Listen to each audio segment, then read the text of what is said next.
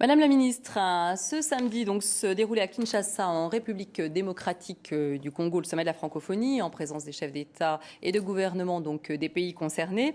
Vous étiez bien sûr sur place en qualité de ministre de la francophonie. Alors ce fut assez compliqué de mettre en place ce sommet. Je crois que vous avez été très présente aux côtés de François Hollande pour initier ce projet. Oui, j'y suis déjà allée au mois de juillet préparer le sommet. C'est vrai que c'était une situation un petit peu complexe. Bon, oui, parce que le pays est en guerre, donc c'est le une pays situation est en difficile. guerre, donc avec une guerre assez violente dont les femmes subissent des sévices incroyables. Enfin, et c'est surtout une guerre qui est invisible et sans image. Alors ça, c'était pour l'est du pays.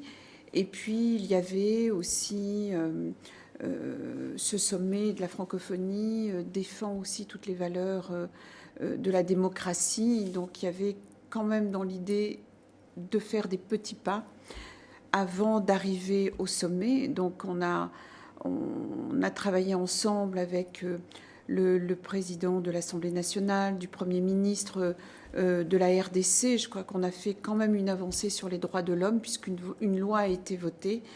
Et ensuite, ce sommet a été vraiment un grand succès parce qu'on voit que tout un pays, le Congo, attendait ce sommet ainsi que les autres chefs d'État. Je crois qu'il n'y a pas que la France. Il y a plusieurs États francophones, mais c'était un grand moment pour l'Afrique. Alors ce fut aussi un grand moment pour vous, d'un point de vue aussi de l'humain, puisque vous êtes allé dans un camp de déplacés du côté de Goma. Est-ce que vous pouvez nous en dire un mot? Vous vous êtes rendu auprès de ces femmes qui sont ce qu'on peut appeler des butins de guerre. Oui, j'avais fait la promesse d'aller à Goma. Alors, il faut savoir que c'est très compliqué. On ne peut pas aller à Goma. J'avais aussi tenté d'y aller via l'ONU, mais c'est trop dangereux. Et je suis allée à Hills Hospital, un hôpital qui s'occupe d'enfants atteints du sida dû au viol des femmes. Et là, c'est un camp de 70 000 déplacés, majoritairement composé de femmes et d'enfants. Vous voyez la boue, c'est constamment dans la boue. Il y a le choléra. Et les femmes sont dans un état très critique.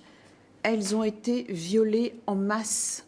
Les enfants sont enrôlés de force dans les brigades. C'est le M23 qui attaque. Et puis maintenant, il y a différents actes terroristes comme ça, des petits groupes armés, mais qui sèment une panique totale.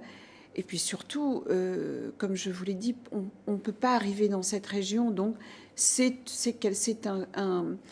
un conflit sans image et sans voix. Donc, je suis venue apporter une aide humanitaire qui est de 2 millions d'euros, mais qui est une goutte d'eau.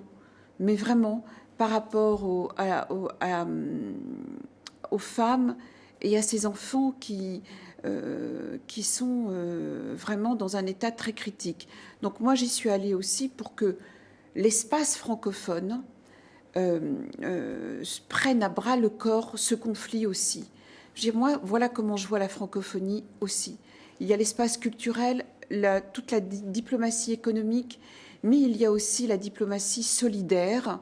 Et ça, c'est le changement dans mon portefeuille.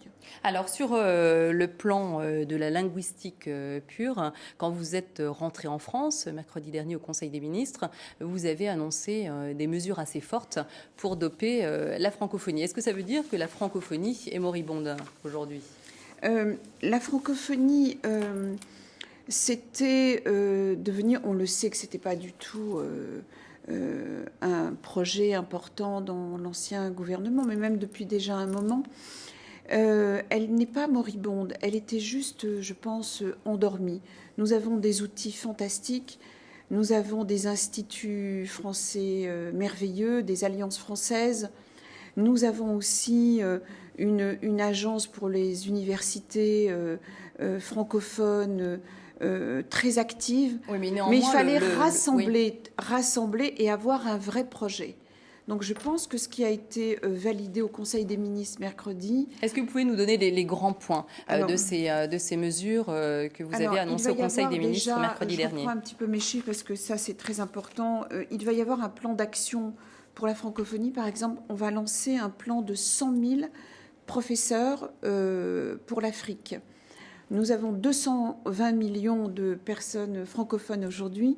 Nous savons qu'en 2050, il y aura 750 millions de locuteurs, dont 80% en Afrique.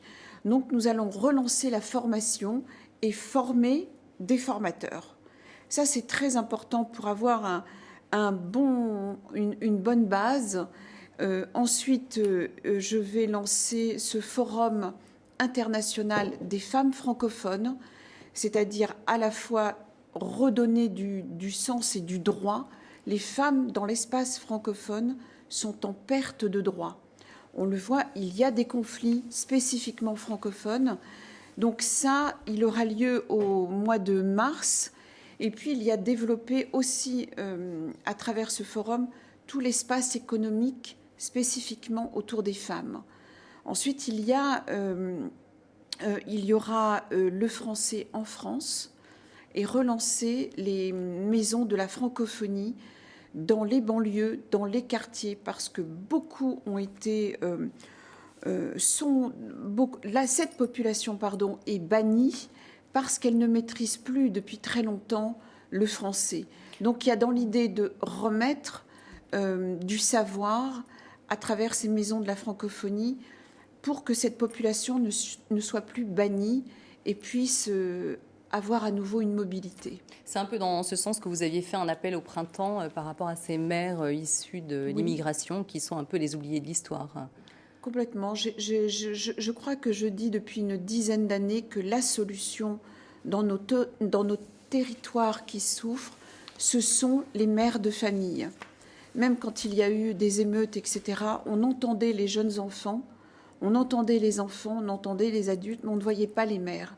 Je crois qu'elles ont les clés et il faut être à leur côté. Il faut aussi qu'elles puissent bénéficier de ce savoir, de la langue française, et puis repenser leur statut dans ces banlieues. Merci, Madame la Ministre. On vous retrouve dans un instant pour continuer à parler de la francophonie. Voilà, c'est ainsi que se referme cette émission. Merci à vous de l'avoir suivi. Vous pouvez bien sûr retrouver, comme chaque semaine, le dossier pédagogique pour enseigner et apprendre le français, avec des fiches pour la classe et des exercices sur www.tv5monde.com. Très bonne suite de programme à tous.